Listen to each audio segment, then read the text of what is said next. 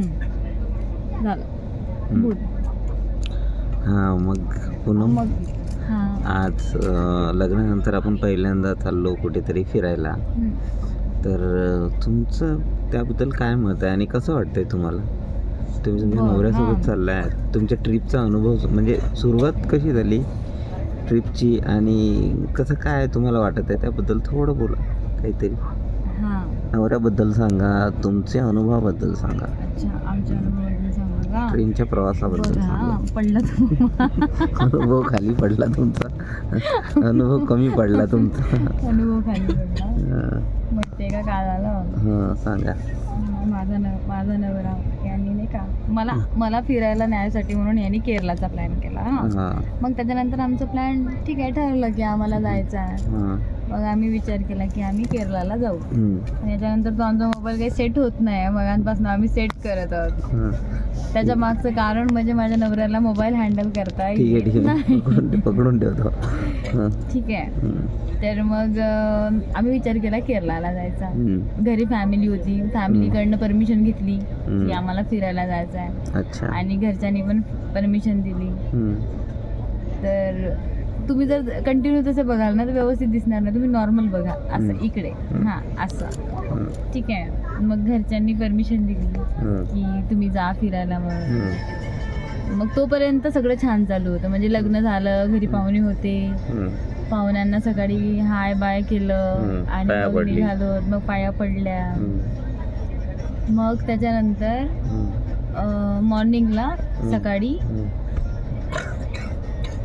5 वाजता 5:30 वाजता 6 वाजता वगैरे उठली, हं, आंघोळ केली हं. आणि त्याच्यानंतर रात्री असं डिसाईड होतं की जायचं म्हणून. मस्त प्लॅन होता माझ्या डोक्यात प्रॉपर. सकाळी उठेल, मस्तपैकी जीन्स विअर करेल, जीन्स विअर करून मस्तपैकी शॉर्टवाला टॉप लावेल आणि मग मस्तपैकी व्हिडिओ बनवत वगैरे जाईल जसं बाकीचे लोक करतात. हं, तर ते इमॅजिनेशन माझ्या डोक्यामध्ये फिट होतं की नाही आपल्याला असं काही करायचं आहे. हं. मग त्याच्यानंतर सकाळ झाली, यांनी बोलले की साडी विअर करायची आहे मॉर्निंगला. मी आंघोळ वगैरे केली, साडी विअर केली. मग घरच्यांसाठी मग आम्ही तर चाय पित नाही पण कोणासाठी तरी चाय बनवावं म्हणून मग चाय बनवलं आणि यांनी मदत केली. हं. मग त्याच्यानंतर ते पोहे. किचनमध्ये काहीतरी नवीन नवीन बनवावं म्हणून यांच्या घरच्यांनी मला सांगितलं की पोहे बनव. हं. मग यांनी हेल्प केली, यांच्या फॅमिलीनी हेल्प केली. हं. सासूने तिखट मीठ वगैरे काढून दिलं.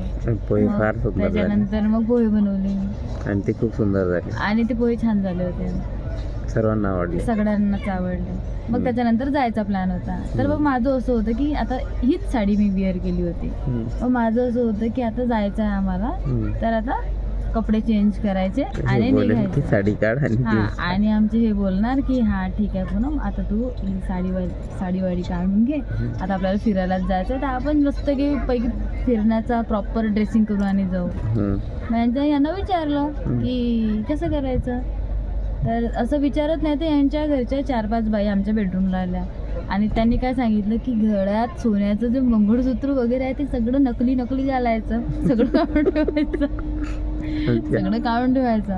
मग तिकडनं सासू आल्या, सासू बोलल्या की हां चोरी वगैरे होते. हं. मग त्याच्यानंतर आम्ही ते लांबवालं जे मंगळसूत्र आहे, गोप आहे, नथ आहे ते काढून यांच्या ठेवले. गड्यातलं गोप पण काढून ठेवला. यांच्या गळ्यातला पण गोप काढून ठेवला. नकली पण नाही दिला. असली काढला पण नकली पण नाही दिला. हां, मग त्याच्यानंतर आम्ही बाहेर म्हणजे निघायला तयार झालो. मग तेच नेहमी एकदम टिपिकल सुनबाई म्हणून त्यांनी पण सांगितलं की साडीच विअर करायला लागते. हं, साडी विअर केली. मग त्याच्यानंतर सगळ्यांच्या पाया पडलो, गाडी घेऊन आम्ही निघालो. हं, मग त्याच्यानंतर थोडीशी शॉपिंग करायची होती, शॉपिंग केली. शॉपिंगच्या आधीपर्यंत मला राग आला होता या गोष्टीचा की अरे यार मी फिरायला चालली आणि मी साडी विअर करून चालली. चलो ठीक आहे, थोड्या वेळसाठी मान्य केलं असतं की साडी विअर करायला लागते, पण ते घरापुरतंच मर्यादित पाहिजे होतं. असं बाहेर वगैरे चाललो, त्यात हनीमूनला चाललो आणि मी साडी वेअर करून जाते, ते थोडंसं वाटलं. पण छान आहे, मला पण साडी आवडली. हं. सो मग त्याच्यानंतर शॉपिंग केलं. शॉपिंग केल्यानंतर मग माझ्या शॉपिंगचे पैसे मीच दिले. हां, मी यांच्याकडनं बोललो अपेक्षा ठेवली होती मी बोललो की हे तुझ्या मला शॉपिंगचे काहीतरी पैसे घेऊन मी देतील. देतो, पण ती म्हटली की तुम्ही जा, तुमचं बिल पेड करा.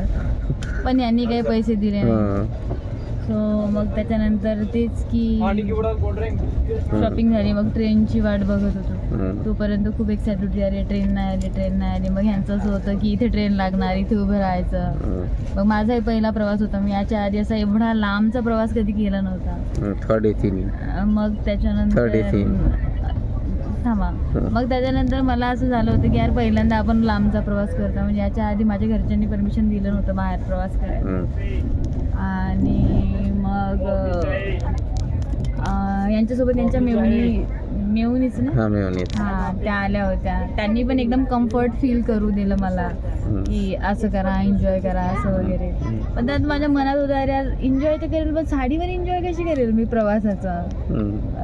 त्याच्यानंतर ट्रेन आली आणि मग आम्ही बसलो. मग बघितलं तर आमचं वेगळं होतं. यांचं सेक्शन वेगळं होतं, माझं वेगळं होतं. यांना दुसरीकडे मिळाली होती सीट, मला दुसरीकडे. त्यात इथे जेवढे लोक बसून आहेत त्यांची एकांची भाषा आम्हाला समजत नाही, आमची त्यांना समजत नाही. दोघं जण बोलत बसलो. मग त्याच्यानंतर थोडा तमाशा झाला रात्री. त्याच्यानंतर थोडासा म्हणजे रिलॅक्स झालो, बसलो वगैरे, फोटो सेशन वगैरे झालं. विंडो सीट नाही मिळाली तर थोडासा दुसऱ्यांच्याच विंडोमधून आम्ही बघितला. त्याच्यानंतर मग दोघांनी फोटोज काढले, कॉफी घेतली आणि यांच्यासोबत मस्त म्हणजे स्टार्टिंग जी झाली ती माझ्या मनासारखी झाली की नाही होता. यांचं छान होतं ड्रेसिंग, माझी साडी होती. विषय त्या साडीवरच अडकलाय, कारण मी इरिटेट झाली. आज 2 दिवस झाले मी संपूर्ण व्हिडिओ ती फक्त साडीवरती काढणार आहेत. मला सतत ते ऐसा देत आहे ती की हा तू साडी घालायला लावली आणि मला त्रास होता हे एकच अख्खा व्हिडिओ तू त्याच्यावरतीच. पण साडी घालून आहे. पण यांच्यासोबतचा प्रवास हा पहिला आहे. आय होप की हा प्रवास खूप छान जाईल. आणि आतापर्यंत छान गेला. म्हणजे जेवणाची काळजी खूप घेतली. मला इथं जेवण बिलकुल आवडलं नाही. आणि फ्रूट्स इथून कुठून जिथे फ्रूट्स मिळत आहेत तिथून हे फ्रूट्स आणत आहेत की नाही काहीतरी खा म्हणून. भूक अशी कडाक्याची लागून आहे. आता 1 वाजला आहे. आणि आम्ही कोइंबतूर स्टेशन याची वाट पाहतो. आम्ही पोहोचलोच नाही आणि भूक खूप लागून आहे. त्याच्यानंतर परत काय आता कुठे जाऊन आम्हाला एका सीटवर बसायला भेटलं. आता कुठे जाऊन आम्ही दोघं जण सोबत आहोत एका सीटवरती. जरी म्हणजे काय तरी काहीच नाही, फक्त सोबत आहोत. तर पण कंजेस्टेड मी साडी लावून असल्या कारणाने असं कंजेस्टेड अशा छोट्याशा जागेमध्ये आमचं डोकं त्यांच्या पायाजवळ आणि त्यांचं डोकं आमच्या पायाजवळ असं ते प्रवास चालू आहे आमचा. हा थोडं कंजेस्टेड आहे पण ठीक आहे, सोबत तर आहोत. आणि हा आमचा पहिला व्हिडिओ आहे जो आम्ही तयार करत आहोत. हा आधीच करायचा होता पण थोडा उशीर झाला. उशीर का झाला कारण इथे आम्हाला सिच्युएशन तसं भेटलं नाही कुठे. म्हणजे भेटलं सगळीकडे सगळंच, पण असा प्रॉपर असा तो झोन पाहिजे ना. तो कम्फर्ट झोन नव्हता तो. मी साडी घातली नसती तर तो कम्फर्ट झोन मिळाला. येऊन जाऊन तू साडीवरच नको येऊ. म्हणजे मला नाही होत आहे ते. आता माझं इरिटेट झालं. सॉरी. हा मी तिला सॉरी बोलतो की हा मला दिखाव्यासाठी सॉरी बोलू. मला असं होतं की ती घरून निघेल फिरायला चाललो तर माझं असं होतं की ती घरून निघतपर्यंत साडी घालावं आणि नंतर तिकडे कुठेतरी चेंज करता येईल. तर माझं असं होतं की मॉलमध्ये जिथे आम्ही कपडे घ्यायला गेलो होतो ही तिथे करेल बा ड्रेस चेंज. पण हिने तसं काही केलं नाही. मग दुसरं ऑप्शन होतं की ट्रेनमध्ये, पण वॉशरूम खूपच गंदा होता आणि तिथे ही चेंज नव्हती करू शकत. तर याच्यासाठी सगळा दोष याच्यासाठी सगळं मी दोष घ्यायला तो तयार आहे. त्याच्यासाठी यांनी मला जी सजा देते जे प्रॉब्लेम्स मी फेस करते, कधी माझं पल्लू नाही व्यवस्थित होत आहे, कधी माझी साडी व्यवस्थित नाही होत आहे. तर हे सगळं सावरण्यासाठी मी आहे त्यांच्यासोबत. सगळं प्रॉपर खोटं बोलतो, सगळं खरं आहे. चाय आणि कॉफी घेतात त्याच्यामध्ये फक्त कॉफी टाकून त्यांनी फक्त गरम पाणी दिलं. एक शोधला मी तो साखरवाला शोधला होता. एक साखरवाला मिळाला होता. त्यात ती कॉफी एक छान होती, मस्त होती. बघू आता समोरचा प्रवास कसा होतो. सध्या तरी व्यवस्थित चाललाय. आता आम्ही पोहोचू कोइंबतूरला. आय होप तिथे गावांचे आहेत की जे मला प्रोनाऊन्सिएशन पण करता येईल. आता मी कोइंबतूरला पोहोचू. आय होप तिथे जेवण चांगलं मिळेल जेवण चांगलं आणि तिचं पोटभर जेवण होईल, कारण की खात नाही आहे काहीच, तिला काहीच आवडत नाही. काल मी हिच्यासाठी व्हेज व्हेज बिर्याणी बोलवली, पण त्याच्यामध्ये व्हेज ती मलाच नाही आवडली बिर्याणी. ऑब्विसली हिला तर नाहीच आवडणार ती, पण मी आहे भूकड, मला काही भेटलं तर मी खाऊन घेतो.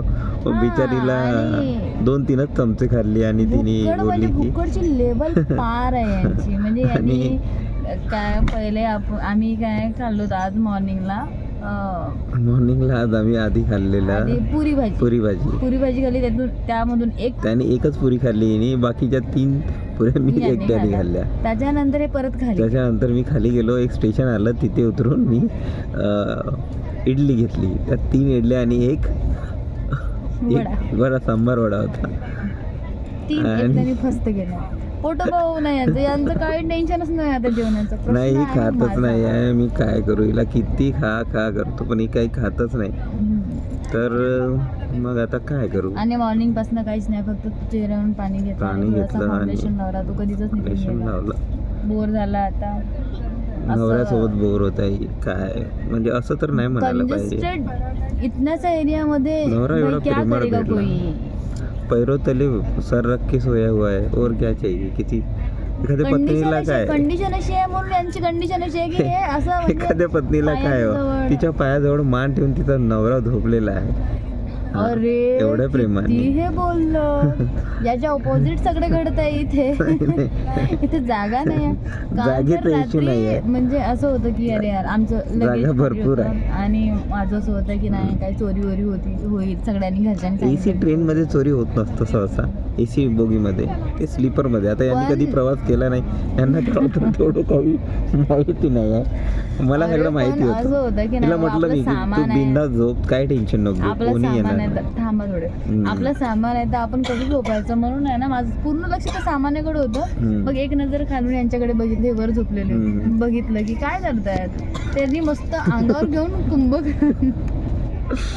कुंभ करण्यासारखी झोप. आणि एवढं टायर्ड झालो होतो आम्ही 2-3 दिवसापासून. असं होतं की मी सामानाकडे लक्ष ठेवेल बरं का. आणि मी जेव्हा उठून बघितलं तर अंगावर घेऊन पूर्ण.